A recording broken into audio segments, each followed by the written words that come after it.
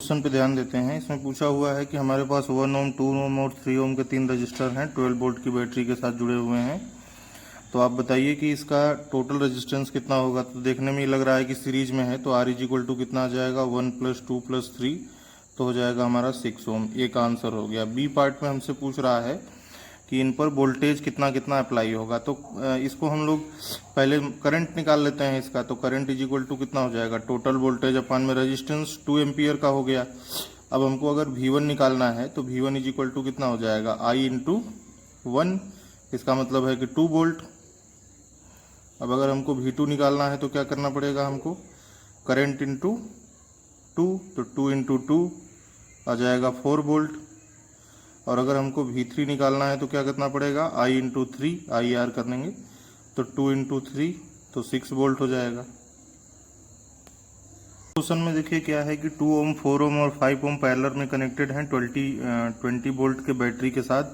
हमसे पूछा है ए पार्ट में कि टोटल रेजिस्टेंस कितना होगा। तो तीनों पैरेलल में है, तो 1/R इज इक्वल टू 1/2 + 1/4 + 1/5, तो इसका एलसीएम हो जाएगा 20, तो ये हो जाएगा 10 + 5 + 4 1/R, तो R इज इक्वल टू कितना हो गया 20 / 19, ये हमारा आंसर हो गया ओम। और बी पार्ट में हमसे पूछ रहा है कि टोटल करंट कितना होगा और हर रेजिस्टेंस में कितना करंट आएगा।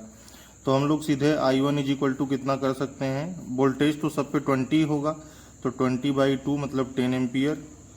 अगर हम I2 निकालना चाहें तो 20/4 5 एम्पियर। अगर हम I3 निकालना चाहें तो 20/5 4 एम्पियर। अगर हम बात करें टोटल करंट की, तो टोटल करंट के लिए तीनों को ऐड कर सकते हैं, तो हम चाहें तो टोटल करंट भी निकाल सकते हैं। Total current I is equal to 10 + 5 + 4, तो 19 एम्पियर। इस क्वेश्चन में देखिए क्या दिया है कि हमारे पास एक रजिस्टर है जिसका टेम्परेचर अगर 27 डिग्री सेंटीग्रेड है तब उसका रेजिस्टेंस 100 है। अगर इस टेम्परेचर पर इतना रेजिस्टेंस है तो पूछ रहा है कि कितने टेम्परेचर पर रेजिस्टेंस 117 ओम होगा, और हमको अल्फा की वैल्यू भी दिया हुआ है।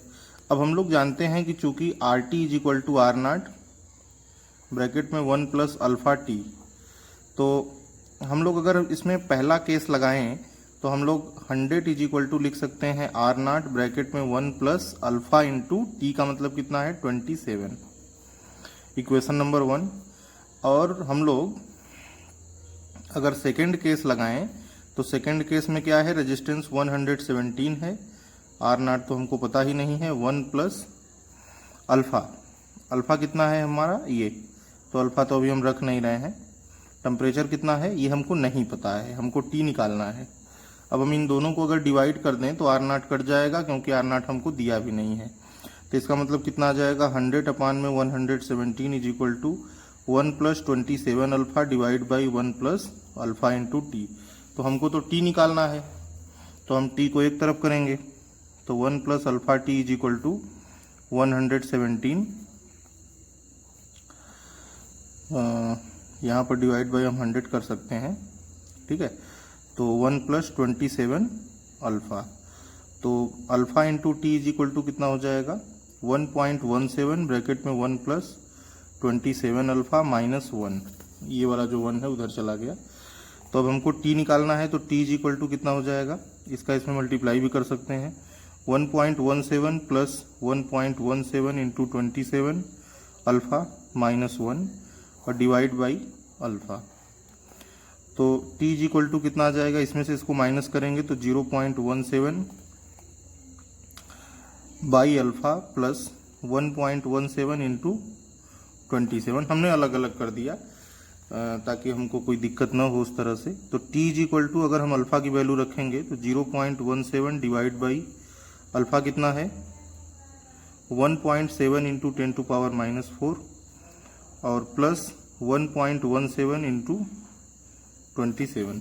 अब देखिए अलग अलग करने से क्या हुआ कि हम थोड़े कैलकुलेशन अपना आसान कर लिए हैं, ये इससे कैंसिल हो सकता है। तो t इज इक्वल टू क्या होगा, तो इसको हम लोग क्या लिख सकते हैं, इसको अगर हम नीचे से ऊपर लेके जाएंगे तो ये आ जाएगा 10⁴ ऊपर, तो हम लिख सकते हैं 1.4 इंटू 10⁻³ डिवाइड बाई 1.7 और प्लस 1.17 इंटू 27, ये इससे कैंसिल हो गया। तो t इज इक्वल टू कितना आ गया 1000 और प्लस इसका इसमें हम इंटू कर लेते हैं यहाँ बगल में, तो 1.17 इंटू 27 9 4 हो गया, 11 1 हुआ, 4 हुआ 1, तो 9 5 1 3 31.59 31.59, तो T इज इक्वल टू कितना आ जाएगा 1031.59 डिग्री सेल्सियस। ये हमारा आंसर हो जाएगा। इस क्वेश्चन को अगर ध्यान से देखा जाए 3.6 में, तो इसमें एक यूनिफॉर्म वायर है, लेंथ दिया है 15 मीटर, क्रॉस सेक्शनल एरिया दिया है 6 इंटू 10⁻⁻7 मीटर स्क्वायर, रेजिस्टेंस 5 ओम दिया है और उस मटेरियल की रेजिस्टिविटी पूछा है। तो हम लोग जानते हैं कि R is equal to rho L by A होता है, तो रो इज इक्वल टू कितना हो जाएगा R into A by L, तो रेजिस्टेंस कितना है इसका 5, एरिया कितना है 6 इंटू 10⁻⁻7 और इसका रेजिस्टेंस इसका लेंथ कितना है 15 है, तो इसको ये कितना आ गया 2 इंटू 10⁻⁻7 और इसका यूनिट होता है ओम मीटर। ये हमारा आंसर हो गया। ध्यान से देखते हैं, इसमें दिया है कि इतने टेम्परेचर पे रेजिस्टेंस इतना है और इतने टेम्परेचर पे रेजिस्टेंस इतना है, तो उस वायर का अल्फा क्या होगा, मतलब टेम्परेचर कोफिशिएंट ऑफ रेजिस्टिविटी क्या होगी।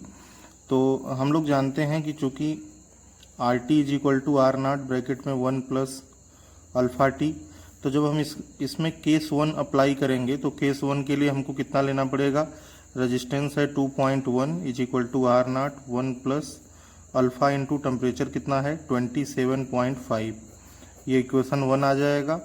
और अगर हम केस 2 अप्लाई कर दें तो रेजिस्टेंस है 2.7 is equal to R naught bracket में 1 प्लस अल्फा इंटू रेजिस्टेंस कितना है 100।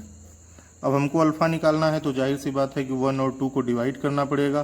तो अगर हम इक्वेशन 1 और 2 को डिवाइड करें तो 21/27 is equal to R naught से आर नॉट कटी गया, 1 plus 27.5 alpha divide by 1 plus 100 alpha. तो बस इसको थोड़ा छोटा कर लेते हैं, 3 से 9 टाइम्स और 7 टाइम्स, तो क्रॉस मल्टीप्लिकेशन करेंगे तो 7 plus 700 alpha is equal to 9 plus, तो 9 5 जा हो जाएगा 45, 4 9 7 63 64 65 66 67 7 6 9 2 18 2 20 4 24, तो 1 पॉइंट लगा हुआ है, तो 247.5 अल्फा। तो अल्फा को एक तरफ करें तो 700 minus 247.5 alpha is equal to 2, तो अल्फा इज इक्वल टू कितना आ जाएगा 2 डिवाइड बाई, इसको इसमें से माइनस करेंगे 700.0 और 247.5, तो ये 5 हो गया, 2 5 452.5 452.5। तो जैसे ही हम लोग इसको डिवाइड कर देंगे हमारा आंसर आ जाएगा।